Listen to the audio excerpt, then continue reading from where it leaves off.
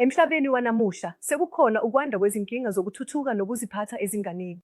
Kunezizathu eziningi ezicatshangelwayo ngalokhu. Ezinye zalezi zimbangela zifaka phakathi izinguquko kwendlela yokuphila nokwanda kokuzalwa kwezingane ngaphambi kwesikhathi. Manje, izinga lezinkinga zokuthuthuka lilinganiselwa ku-6 kuya ku-7, kanti ezokuziphatha zifika ku-10 kuya ku-12. Lena inombolo ethusayo, kodwa ukungenelela kusenesikhathi kudlala indima ebalulekile ekwenzeni imiphumela ibe ngcono kulaba bantwana. Pokungani kubalulekile ukuhlonza nokungenelela? I-neuroplasticity iyimpendulo yalokhu.